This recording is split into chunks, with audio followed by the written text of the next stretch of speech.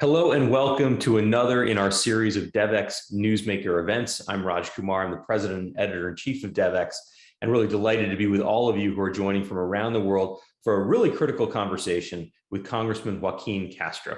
Congressman Castro is known to many of you who follow our coverage here at Devex for lots of different issues. He's a major player on the Hill and has been for a long time, but in particular for his chairmanship of the Subcommittee on International Development, where he has oversight over a number of key agencies, including USAID, and a number of key issues that those of us in the global development community are focused on.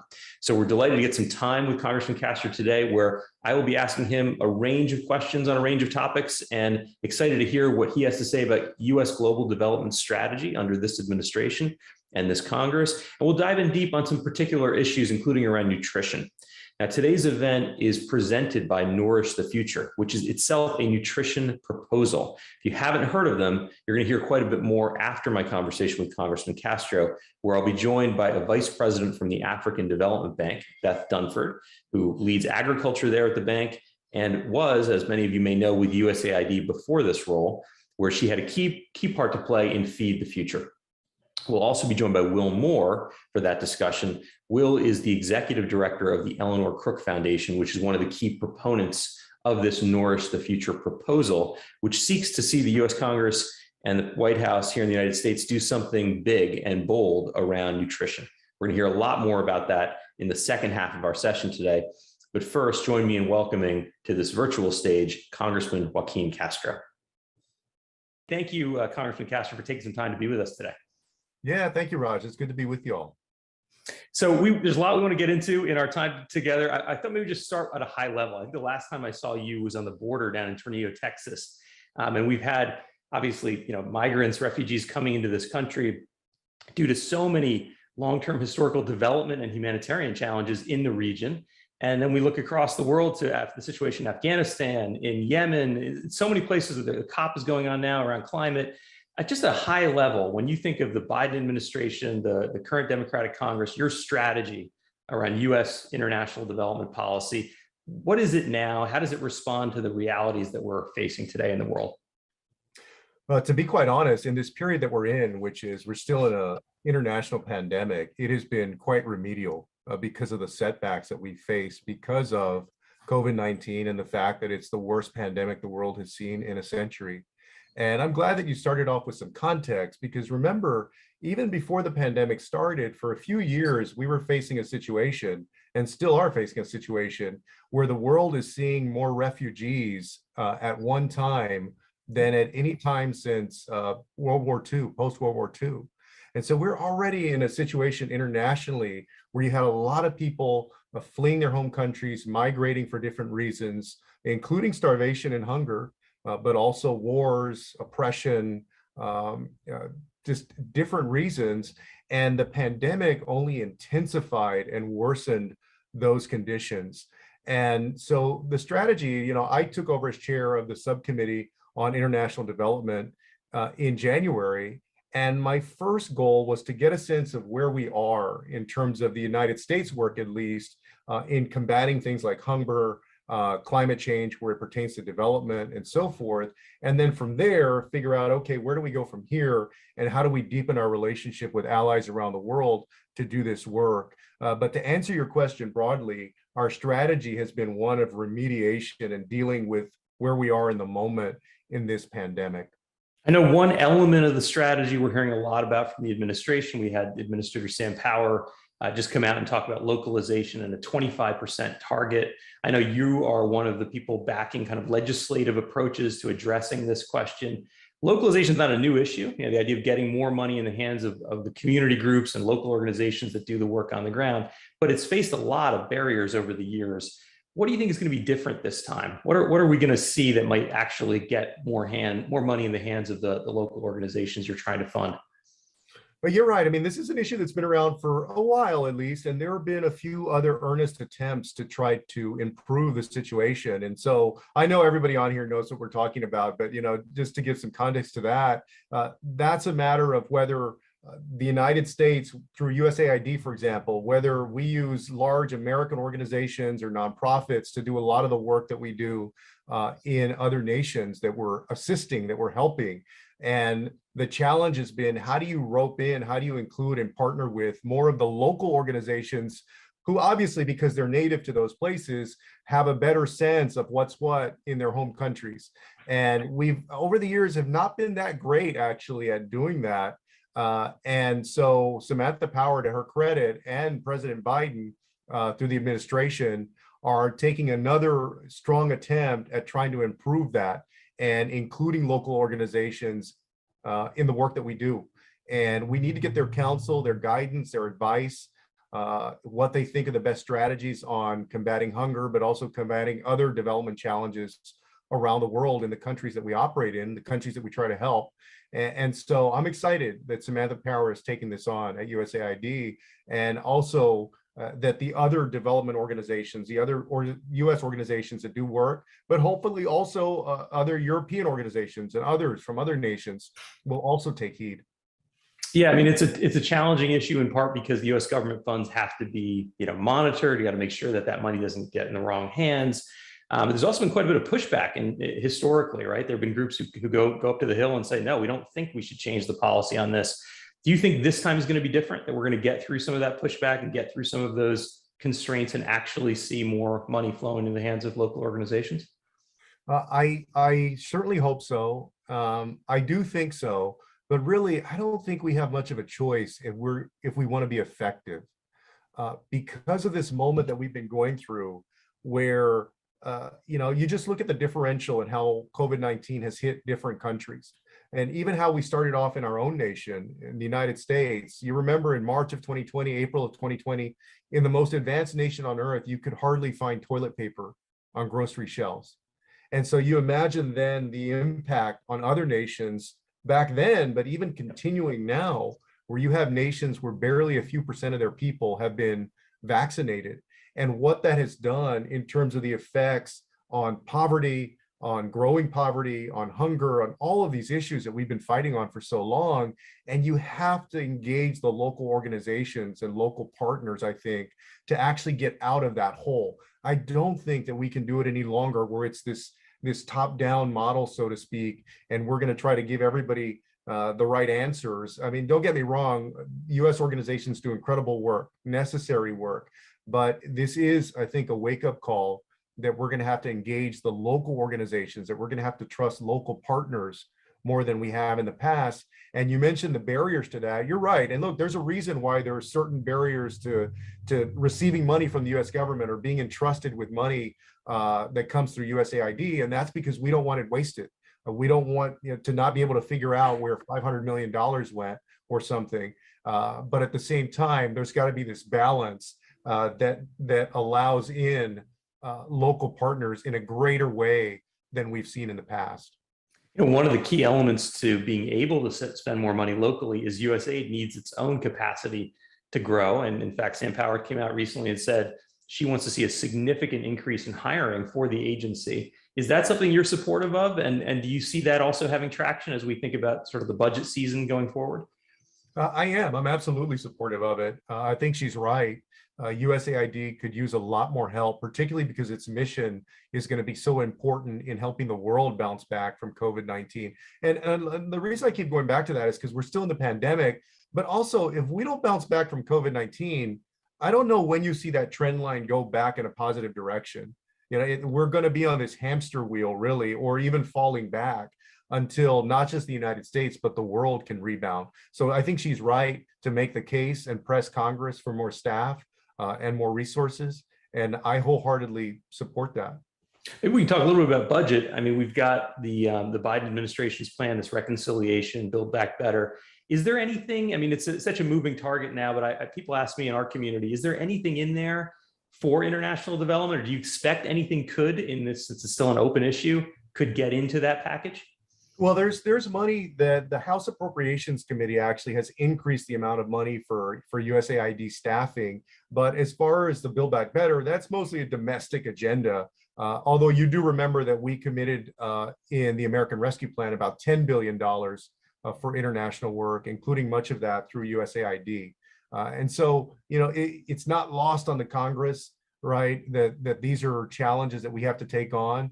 And look, I think COVID-19 has been a wake-up call for the United States and for our people that the things that happen around the world can have a very direct, almost immediate, and very significant impact on the American people. And while those impacts may not always be as easily seen as what a virus will do, the fact that there are people starving around the world, the fact that climate change is worsening and accelerating faster in different parts of the world, all of these things, have an effect on the American people. You mentioned hunger and starvation a few times. I want to get your take on that as an issue. One of the big initiatives out there now is to push in this next budget for a significant increase around funding for nutrition. That's in fact the group that's organizing this event, that's presenting this event for us here at Devex. I wonder, do you think there's real potential to get to a significant increase? From what we understand in our reporting, the House level is the highest, the Senate level is a bit more moderate, and then you've got the White House, which is actually the lowest total budget amount for international development, looking at the next budget. But when it comes to the overall budget and when it comes to hunger specifically, what do you see as likely to happen? What's the opportunity right now? I do. And the White House has been great on this, but I'm hoping on this one that we can pull their budget number along to move it up, because I think we need to. There's so many people that are starving, that are going hungry, that are malnourished around the world. And that's an immediate need that needs to be addressed. And so, we're working towards and hoping for good things in the next few years. Yeah, I think the Nourish the Future proposal says that they can feed 2 million people, basically save 2 million lives from starvation. I think the budget number is something a little bit above 800 million, which is a lot of money in some contexts, but certainly not when it comes to the U.S. federal budget. How do you handicap the prospects for this? What are the chances that you might actually see? We're used to now continuing resolution after continuing resolution, and the budget numbers stay relatively stable.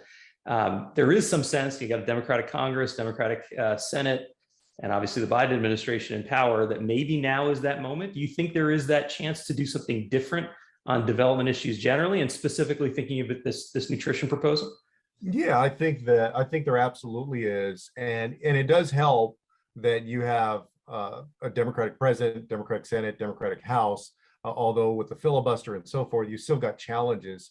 But I do think there's an opening. I think tragically, the COVID-19 and this pandemic have provided an opening because people realize that there's a great need. But we're working very hard to make it happen. Okay. Yeah, it's, in a way, I'm talking about this as a partisan issue, but historically, at least, development hasn't been much of a partisan issue, right? It's been one of the kind of great bipartisan opportunities. Has that shifted now? We certainly have a different group in Congress than when you joined. Do you think that there still is a bipartisan consensus on these issues, or how have you seen it change? Yeah, Congress over the last several years has certainly, if you just got kind of a sense for where Congress is, right, it feels more partisan and more polarized. And in many ways, I think that's true. But there are still some issues where there's a lot of overlap in terms of bipartisan support. And fortunately, within the foreign affairs conversation generally, this has been one of them. And so I worked with Mike McCall on these issues, for example, and trying to get more appropriations on these items. And so fortunately, there's been leadership in both the Democratic and Republican parties that understands that we've got to make this a priority. And also, I think, ironically, what has helped push this as well is I think lawmakers feel that China is stepping up its efforts around the world as well, whether it was through what we've called vaccine diplomacy or other development efforts, that China is going and offering things to country, whether it's aid for building roads or bridges or whatever it may be, or developing ports, or whether it's on the development and assistance side. And there's this feeling that the United States needs to step up. So in that way, the quote unquote market competition, I guess, may be helpful in getting legislators, members of Congress, to actually increase those numbers. Yeah, China seems to be that one issue that does get, united bipartisan attention and response, and maybe for good, maybe for ill, but if it can get more funding for things like hunger and global health, that's part of the initiative idea, I think, behind Nourish the Future, is that we do so much on global health, and can we connect it more to what we do around nutrition? I wonder if you have a high level view about the US government's kind of strategy on addressing malnutrition. And at the GAO, we reported came out saying that Feed the Future, the existing program at USAID, doesn't have enough metrics that kind of connect to its overall objective, that are hard metrics that you can measure. How do you feel about that? And do you think that there's a difference in approach that we need to take beyond just a difference in the amount of money that we spend? Well, I think, I think the staffing, in terms of increasing our staffing with our agencies and like USAID, also making it easier for local organizations to partner with USAID and the United States government. I think that will be very helpful. As you mentioned, an increase in resources, but also collaboration. Look, we've got to figure out where we can do a better job of collaborating with European allies, also with China, where that's possible. So to the extent that you have the world collaborating on these challenges, the better. And that's one thing, is that I hope that our competition with China and other areas won't completely destroy opportunities in the years ahead to partner on some of these challenges. And maybe I can get your take on Afghanistan. That's another topic people are talking a lot about in our community. Obviously, after the U.S. withdrawal, there are massive humanitarian and development consequences. And there's a big question about what our development strategy should be there now that there's a Taliban government, and how much we can work there, and how do we get local, how do we go around the government but fund local groups? Do you have a take on that in your role as leading oversight on these issues? What is the sense of Congress on what we ought to be doing on Afghanistan development policy? Well, I mean, look, the administration, the Congress, obviously are very displeased that the Taliban has retaken the country. And there has been this debate about, well, how much do we engage with the Taliban government in Afghanistan? But we also have to understand that these are humanitarian needs. These are very basic needs of people. And to the extent that you have people starving in a place like Afghanistan, particularly now because their country is in another period of turmoil, then the United States has to figure out how we can be helpful, and has to engage in a way that is constructive and helpful. That doesn't mean that we have to, lock arms with the Taliban government or buy into everything they're doing, but we should remain a leader in figuring out how to combat hunger and how to engage nations to combat hunger in their countries. Yeah, I mean, hunger and does connect a lot with the issue of climate. Obviously, the COP is going on. I wonder what your take is, and what you see from your fellow committee members when you think about where the climate issues intersect with these development issues. I know there's a lot of people who say, for example, that the migration we're seeing on the southern border, part of that is climate related. People aren't able to grow the crops they used to grow. That leads to hunger, malnutrition, and people saying, I've got to flee. How do you connect those issues, and what is your committee's take on this? Well, just like with COVID, where there are these consequences and ancillary problems because of COVID-19 damages, it's the same thing with climate change, where the damage from climate change is leading to more migration. For example, you take the Northern Triangle countries of Central America by natural disasters, a few natural disasters in the last few years.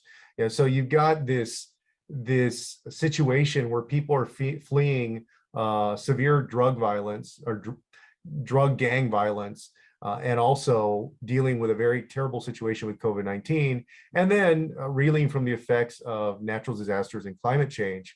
And all of it leads to more migration. And also, by the way, leads to more poverty and more hunger and so forth.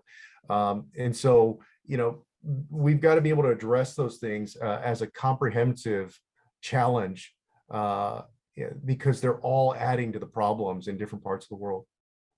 Yeah, that's a good point. It sounds like we need more of an integrated strategy, Right. and that's what you're pushing toward. I note that when Samantha Power was being confirmed, your question to her, and I just kind of want to get your take on this issue and how you see it now. Your question to her was, what elements of Mark Green's reorganization is she planning to keep in place? And now she's announced some of the changes she's making, which get to some of these questions we're talking about the nexus of climate, the nexus of hunger and health. Do you have a take on how she's proceeding so far in her own strategy, reorganizing and maintaining much of what Mark Green had put in place? Yeah, I mean, I think that she's doing well. I think she's prioritized innovation, for example. One of the issues you mentioned, part of what the Trump administration did that I took issue with, was breaking up the Global Development Lab, for example. I thought that was something under Raj Shah and the Obama administration that the Obama administration did well, which was to essentially kind of ask for the best ideas, both from public and private sectors on the world's global development challenges, take those best ideas, apply them, and then try to scale them where they could, and fund them, by the way. And so, I've talked to her about that, but she's making innovation a priority. She's making local partnerships a priority. I think those things are very important. Also, they're taking a lead on getting the world to recognize that climate refugees are a thing, that we should have a category of climate refugees. That has not been fully accepted by the world community. And I think that we should, that, as we look ahead, that we have to move from what I think is still kind of, at least in the United States, somewhat of an anachronistic view of what a refugee is. I think many Americans, even I think a lot of lawmakers, when they think of a refugee, they still think of somebody fleeing 1960s Cuba, for example, or fleeing Vietnam after the Vietnam War, where you're dealing with these really repressive regimes. Oftentimes we think of communist regimes. Well, really, I mean, refugees, certainly it was that at the time, and it can be that now, but it's also much broader than that. It's things like climate refugees, of people that are fleeing nations that have been destroyed by natural disasters, that have been impacted by climate change. And so USAID and the State Department are doing great work in helping the world expand that definition. Yeah, that's a fantastic point. And I think it's one that resonates well with people in our community who do this work every day. And I think the sense is that these issues are here and now, right? And I guess the question maybe as we kind of get toward the end of our discussion is whether you think there's going to be something really new that comes out in U.S. policy. Obviously, we have a new administration and new leadership, which makes a big difference. But something in terms of appropriations and legislative changes that might actually get at some of these key underlying questions, whether it's growing malnutrition and hunger or climate or other issues. What should we in the development community who are watching this space, what should we expect at this point from the House? Yeah, I think that, at least from the House, right, we got to get the Senate to go along, and it helps when the White House pushes. But yeah, I think you'll see a greater commitment to development generally because of the moment that we're in, and because people believe that the United States has to reassert itself as a leader, particularly, and I'm going to editorialize for a second, but particularly because we spent the last 4 years in some ways recoiling from these challenges or moving back a bit from the world. And so, yeah, I think you can expect big things from the House of Representatives, but it's a process. And so we got to make sure that when we move to increase funding for these different priorities, that it gets through the whole process. Absolutely. And as we've said before, this has historically been something where you can get some bipartisan support. One of the places that happened was the creation of the U.S. Development Finance Corporation. And I wonder, maybe as we kind of wrap up the discussion, when you think of the overall architecture that we've got in the U.S. government for international development, there's obviously USAID, we've talked a lot about that, but there's USDFC, there's the Millennium Challenge Corporation. Do you think we have the architecture we need, or should we expect legislative changes from this Congress on the way that U.S. development structure works? I know that one of the issues that came out during Samantha Power's confirmation was the fact that she'd be a member of the National Security Council, and whether that would make a difference. So I guess just at a high level, do you, as the chairman of this committee, feel that there's any other change we need in our architecture around how we approach international development? Well, as you know, the DFC is our newest entity, and that was created just a few years ago. And so I think for the foreseeable future, you'll see us stay consistent with what we have. That's not to say that we shouldn't be thinking about what reforms we can make or what improvements we can make. But I'm also glad to see that the MCC and the DFC have significant portions of their budget committed to development work. And then, quite honestly, there's other issues that are being debated that need to be resolved right now. On the DFC, for example, whether we're going to use it in a major way, whether Congress wants to use it in a major way, the administration wants to use it to try to counteract what China and Russia are doing around the world, versus how much are you going to use it in a development sense, right? I mean, those are very much, some of these issues are very much active debate. Do you have a take on that? I'm curious. Is there one side or the other that you come down on? Yeah, I mean, well, I think that it should mainly do what it was purposed to do, which is to take on the world's development issues, right? Challenges. That said, I do think there's a role in the United States government for our agencies to make sure that we are remaining a leader when it comes to other nations around the world on some of these things, whether it's telecommunications, cyber, whatever it is, energy. And so it's not lost on me that this debate is about two priorities. Both of them are actually important, but the question is, how do you use one particular agency?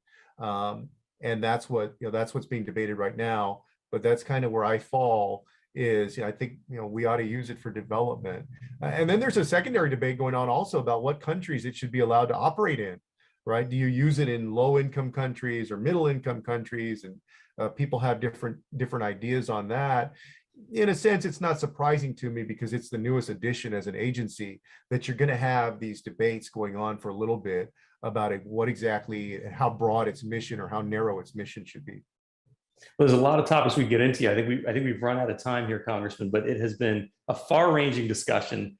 Thank you for coming on and kind of talking on the record on so many issues and questions and elevating the priority of hunger, which I know is a big issue for you. And appreciate you taking the time to be with us today. Thank you so much. No, thank you. Thank you for all the work that y'all are doing and also the work that Nourish the Future is doing. Well, hello, everyone. I'm delighted to be joined by William Moore, the Executive Director at the Eleanor Crook Foundation, and Dr. Beth Dunford, who is a Vice President for Agriculture, Human and Social Development at the African Development Bank. As we just come off of this conversation with Congressman Joaquin Castro, and we're going to dive a little bit deeper into the question around nutrition and what the opportunity is right now. Great to be with you both. Hey, Raj. Good to see you. Good to see you, Beth. Thank you very much. Yes. Beth, maybe I can just start with you. You come from this background. You're recently in this role at the African Development Bank, where you're leading on issues like nutrition. But you were also in a key role dealing with Feed the Future in the U.S. government, USAID, in the past. We've been hearing for a long time that this is going to be the moment for nutrition. What's different today? Obviously, we just heard Congressman Castro say it's a top priority issue for him, which is a key point. But what's different today, and what are you doing at the African Development Bank to advance 2022 as the year of nutrition? Great. Well, thank you so much for that question. And we know that in 2020, 1 in 5 Africans are hungry. 1 in 5 Africans are going to bed hungry every night. 61 million children are stunted. 12.1 million children under 5 are wasted. That's too many. And what we're seeing here is these children are not getting the nourishment they need to grow, to thrive, to flourish. That's for their bodies. It's also for their brains. And so that gray matter infrastructure that they have in their brains is being stunted, literally. It's not growing the way it needs to, and they will not be able to reach their full potential. As we look forward, to Africa's needs, Africa's future, we know that we need everybody to bring their whole brains, their whole bodies, to contribute to their own success and the future country's success, the continent's success. And so I think that this is a really big issue that is coming to the fore, and we need everybody to pay more attention to it. Nutrition cuts across everything that we do. It is a huge indicator of development, and we need everyone to really take this seriously. Well, maybe I can bring you into this discussion for a second, Beth, and then just come back around to you, because Will, sure. You're one of the people who's pushed for this Nourish the Future proposal. And a key element of that, which gets a lot to what Beth was just saying, is that you're trying to integrate global health and nutrition strategies, right? And listening to Beth, a lot of what she's talking about really sound like health issues in a sense. Why is there an opportunity? Why is it so important to link those two issues together now? Yeah, so first of all, Raj, I'm so glad that folks got a chance to hear from Congressman Castro. We've had the privilege of working with him for a number of years now, and he is just a really thoughtful leader on all of these issues. He works in a bipartisan way where he can, and as an American, I think we're really lucky to have him representing us in Congress. In terms of Nourish the Future, this big proposal that we're putting forward to the Biden administration, I'd love to tell folks a little bit more about what's in the plan, but I think you're exactly right. Nutrition is a food issue. I think when folks hear malnutrition, nutrition, the first thing they think of is food and hunger. Certainly, lack of food and lack of healthy food is a huge fundamental driver of malnutrition, but it is also a health issue. And it not only can it stunt children's developments, not only can it stunt their brain growth, it also kills kids. I mean, malnutrition is the #1 killer of children in today's world. We lose a child's life to malnutrition every 11 seconds. And a lot of the interventions that are most cost effective in terms of keeping kids alive from deadly malnutrition, they do actually come through health systems. They're things like vitamin A supplementation, breastfeeding support, prenatal vitamins, treatment for children with ready-to-use therapeutic foods. All of those things are what's known as kind of the power four, right? That's what people in this space talk about, is the power four. If you do those 4 things, you can have a huge impact on malnutrition. Exactly. Yeah, and maybe Beth, just for you to jump into this too. When people think of the African Development Bank, you're working with finance ministries, right, who are famously kind of hard-nosed about these questions and might say, I want to invest in infrastructure, but and maybe not in something like school feeding. But when you hear Will talk and you think there's a connection point here, health infrastructure, health system strengthening, how are you making this case to the member states you have, to the borrowing countries you've got at the African Development Bank, and what kind of response are you getting from them? So I think, we're investing in African leaders for nutrition and really focusing on bringing together ministers of finance, bringing together leaders of African countries to really talk about the importance of nutrition and the importance of really bringing finance to nutrition. And it's important because nutrition is such a cross-cutting issue. It's a health issue, it's a food issue, it's an education issue, it's a water issue. It's a many, many, many things issue. So when something becomes so cross-cutting, then no one's in charge of it, no one's responsible, and no one tracks it. So really saying, okay, let's put money towards nutrition, let's track it, let's make sure there are budget line items for nutrition, and let's make sure that it's funded across many ministries. And I think that's a really important message that started to resonate, and we're really excited for next year to be the year of nutrition, to really elevate this issue more going forward. And I think it's very important that as we look forward to the year of nutrition, that we look at what is it that we want to do during this year to really declare it a successful year.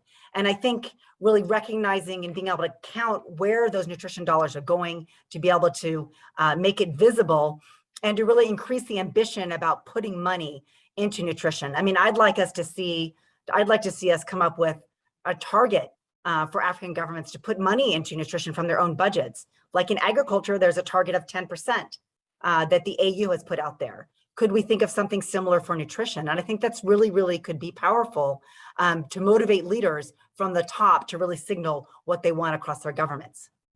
That's an interesting point. So it's not just about the total dollar amount, although that matters a lot and you won't even target that, but also how do they spend it? How do we track the results? Yeah. And it sounds like you're saying that really hasn't been done. Is it because nutrition has been seen as kind of a siloed issue, Will? Like there's a specific nutrition community, there's a small group that cares about this, but it's not connected. Is that why you're trying to connect it more to these other bigger themes like global health?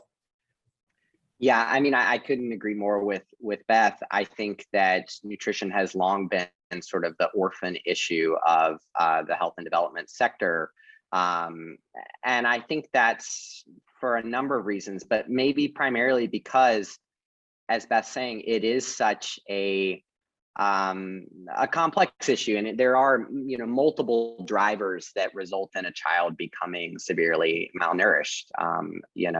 Issues with clean water and sanitation, issues with food access, issues with infectious disease.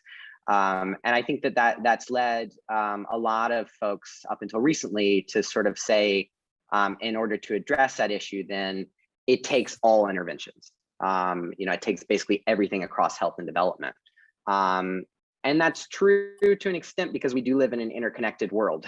All of these tricky issues are sort of, bundled together.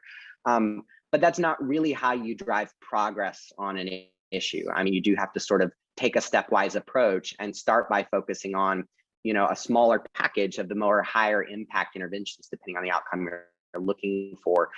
So I think in the past we've allowed folks to say, yeah, nutrition matters to me, and therefore, I'm doing this over here with wash and sanitation, I'm doing this over here with malaria, and therefore I'm having an impact on malnutrition.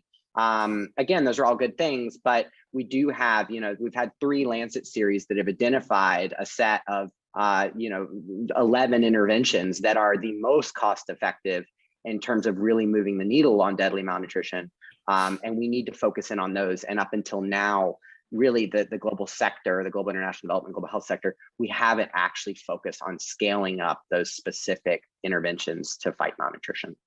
And that really is the heart of this Nourish the Future plan, right? I mean, you've got a specific target. You're trying to hit 2 million lives saved, 2 million kids that you could save, and a relatively low dollar amount to get there to this point of cost effectiveness. To tell us a little bit more about where this fits when you think about the best buys that you can have today to address global development issues. Yeah, I mean, what we're talking about are proven, cost-effective, pretty relatively cheap interventions to prevent and treat malnutrition. We have known about them for years, but they just haven't been implemented at scale. And that's what this Nourish the Future plan proposes to do. It is a real detailed, costed plan that could really be implemented and it would really have a major impact in this ongoing fight to end hunger and this ongoing fight to end preventable child deaths. And this plan, it's undergone several years of development. It's been vetted by over 100 experts. It now has very broad support across the development community. And it's the most ambitious proposal that the advocacy community around these issues has ever supported to fight severe malnutrition.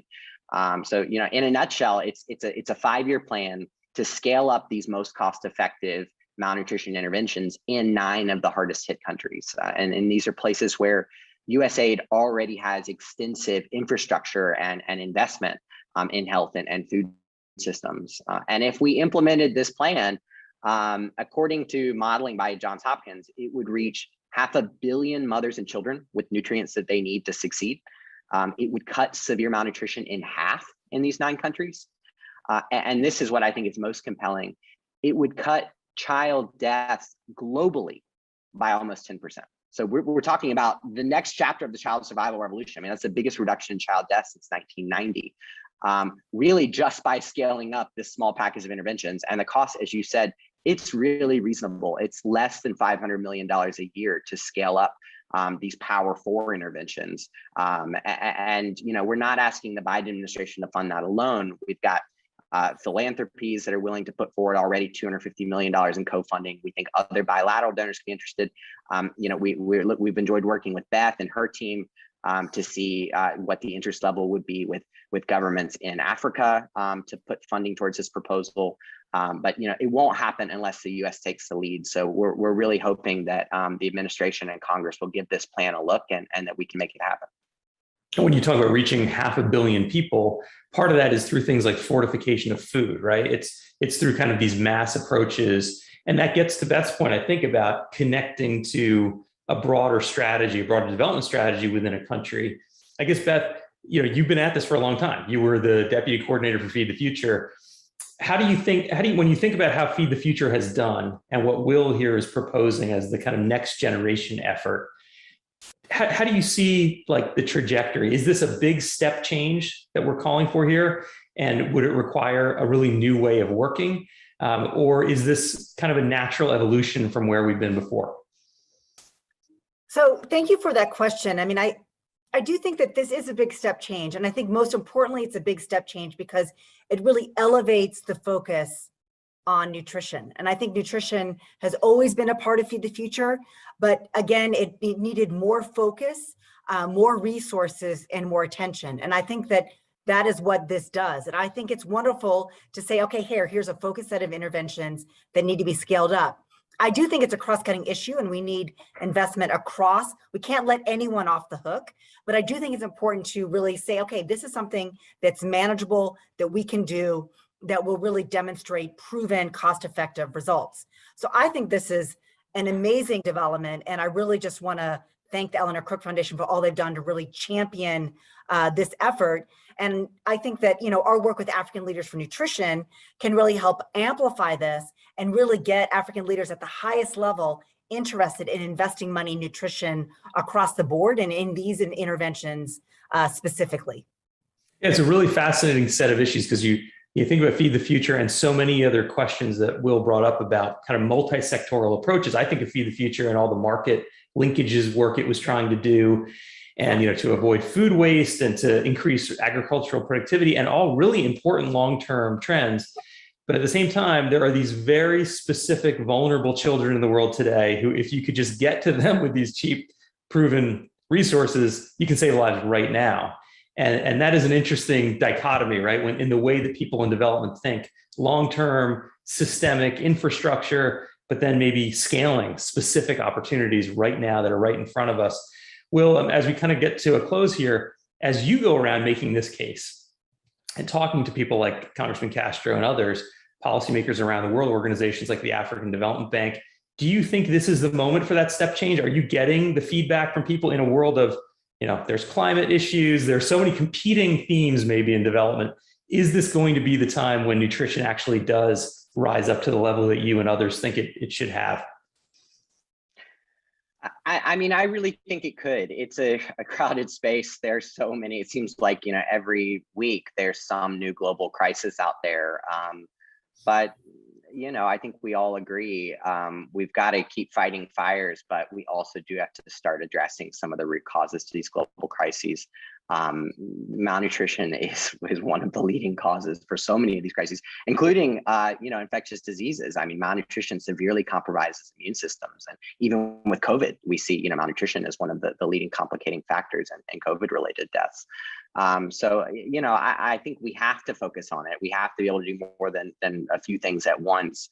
And I'm encouraged that President Biden has cared about this issue for a long time. I mean, he said it himself on Inauguration Day. I don't think a president has ever talked about global malnutrition on Inauguration Day before.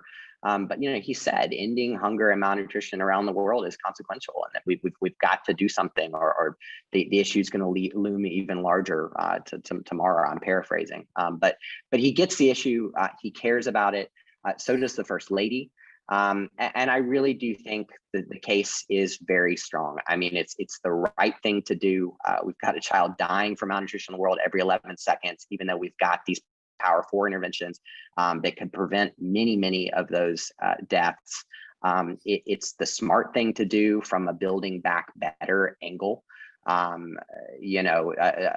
Climate change adaptation. I think malnutrition needs to be in the first paragraph about any initiative to address the effects of climate change. In so many places, that's how the impact of climate change is going to have its impact. It's going to take effect in the form of malnutrition in these mothers and kids who did nothing to drive the problem. It helps with global health security, helps keep people from dying from preventable diseases, from infectious diseases.